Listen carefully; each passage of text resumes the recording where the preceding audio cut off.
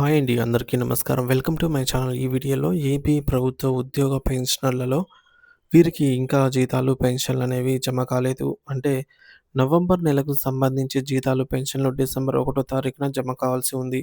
అయ్ జమ కావాల్సి ఉండగా ఇంకా ఇప్పటికి కూడా కొంతమందికి కొన్ని డిపార్ట్‌మెంట్ వారికైతే జీతాలు, పెన్షన్స్ పూర్తి స్థాయిలో అందని పరిస్థితి నెలకొంది.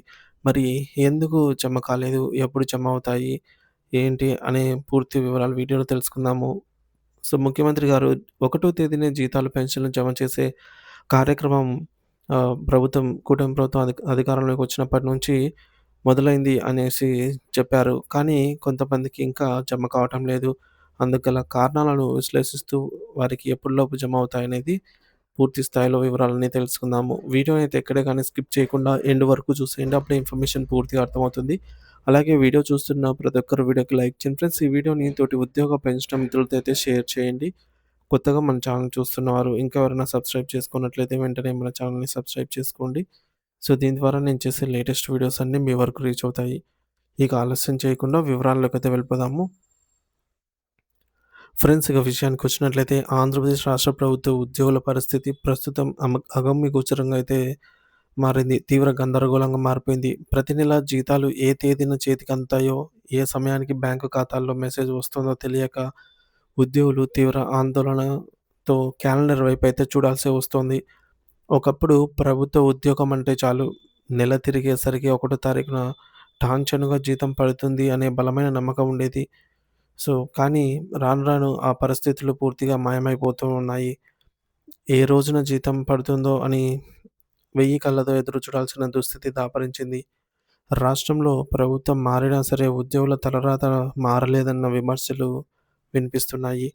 గత జగన్ ప్రభుత్వ హయాంలో జీతాల ఆలస్యంపై తీవ్ర స్థాయిలో విమర్శలు గుప్పించిన ప్రస్తుత ముఖ్యమంత్రి చంద్రబాబు నాయుడు గారు తాము అధికారంలోకి వస్తే 1 తారీఖునే జీతాలు చెల్లిస్తామని ఎన్నికల సమయంలో గట్టిగా హామీ ఇచ్చారు. కూటమి ప్రభుత్వం ఏర్పడ్డాక మార్పు తథ్యం అని ఉద్యోగులు ఆశించారు. కానీ ఇప్పుడు జరుగుతున్న పరిణామాలు చూస్తుంటే పరిస్థితి మళ్ళీ మొదటికి వచ్చినట్టుగానే కనిపిస్తోంది. తాజాగా నవంబర్ నెల జీతాలను డిసెంబర్‌లో చెల్లిస్తున్న తీరును గమనిస్తే జీతాల విడతల వారీగా లేదా ఈ విధంగా జమవుతున్నట్టు కనిపిస్తోంది. ఉదాహరణకు డిసెంబర్ 1 తేదీన ఉపాధ్యాయులకు మరియు రాష్ట్ర సచివాలయ ఉద్యోగులకు వేతనాలు జమ అయ్యాయి. 2వ తేదీన మరికొన్ని శాఖల సిబ్బందికి కూడా జమ అయ్యాయి. 3వ తారీఖున గ్రామ వార్డు సచివాలయం మరియు రెవెన్యూ శాఖ ఉద్యోగులకు జీతాలు క్రెడిట్ అయ్యాయి. కానీ 4వ తేదీ వచ్చి 5వ తేదీ ఈరోజు 5వ తేదీ వచ్చినా కూడా ఈ ఇరిగేషన్ డిపార్ట్‌మెంటు సహా మరికొన్ని కీలక శాఖల సిబ్బందికి ఇంకా జీతాలు పడలేదు. 4వ తేదీ నిన్న అర్ధరాత్రి వరకు కూడా వారు నిరాశగా అయితే ఎదురు చూడాల్సి వచ్చింది. ఇక్కడ ఒక ఆసక్తికరమైన మరియు వివాదాస్పదమైన చర్చ ఉద్యోగ వర్గాల్లో జరుగుతోంది. అన్ని శాఖల ఉద్యోగుల ఆర్థిక అవసరాలు ఒకేలా ఉన్నా ప్రభుత్వం ఎందుకు ఈ తత్సారం చూపిస్తోంది? ఈ యొక్క తారతమ్యం ఎందుకు చూపిస్తోంది అనే ప్రశ్నలే తలెత్తుతున్నాయి. ప్రధానంగా ఉపాధ్యాయ సంఘాలు చాలా బలంగా ఉన్నాయి. గత ఆగస్టు, సెప్టెంబర్ నెలల్లో యూటీఎఫ్, ఎస్టీయూ, ఫ్యాక్ట్‌పో వంటి సంఘాలు ప్రభుత్వంపై తీవ్ర ఒత్తిడి తెస్తూ భారీ ఆందోళనలు చేపట్టాయి. బహుశా ఆ నిరసనల సెగ ప్రభుత్వానికి తగిలి ఉండవచ్చు. అందుకే టీచర్లు మళ్ళీ రోడ్డెక్కితే ఇబ్బంది అని వారు భావించి వారికి 1 తారీఖున జీతాలు వేస్తున్నారని మిగిలిన శాఖల ఉద్యోగులు అంతగా ఉద్యమించలేరు అనే ఉద్దేశంతోనే వారికి పక్కన పెడుతున్నారనే అనుమానాలు ఒకవైపు బలపడుతున్నాయి.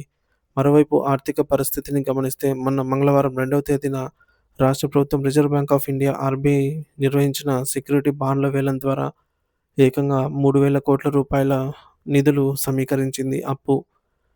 చేతిలో నిధులు సమకూరిన నిన్న మొన్న కూడా బుధవారం, గురువారం గడిచిపోతున్నా కూడా ఇంకా చాలా శాఖల్లో సిబ్బందికి పూర్తి స్థాయిలో జీతాలు జమ కాకపోవడం ఉద్యోగుల అసహనాన్ని రెట్టింపు చేస్తోంది.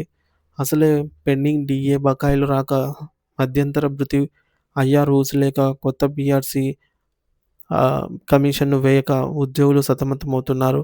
ఇలాంటి సమయంలో కనీసం జీతాలైన సమయానికి ఇవ్వకపోతే కుటుంబాలను ఎలా పోషించుకోవాలని వారు ఆవేదన వ్యక్తం చేస్తున్నారు. ఒక పక్క ప్రభుత్వం బడ్జెట్ బడ్జెట్ తరహా అప్పులు భారీగా చేస్తూనే ఉంది. కానీ ఆ నిధులను ఉద్యోగుల జీతాలకు సకాలంలో సర్దుబాటు చేయడంలో ఎందుకు తత్సారం చేస్తోంది? జేఏసీ నేతలతో చర్చలు జరిపిన సీఎం హామీలను ఎందుకు అమలు చేయటం లేదు?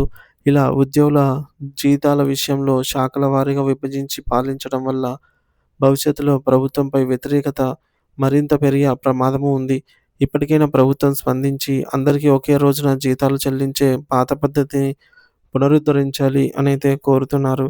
సో, ఇంకా ఎవరికైతే జీతాలు, పెన్షన్‌లు జమ కాలేదో వారందరికీ కూడా ఈ రోజుట్లో పూర్తి స్థాయిలో జమ అవుతాయనేది తాజా సమాచారము.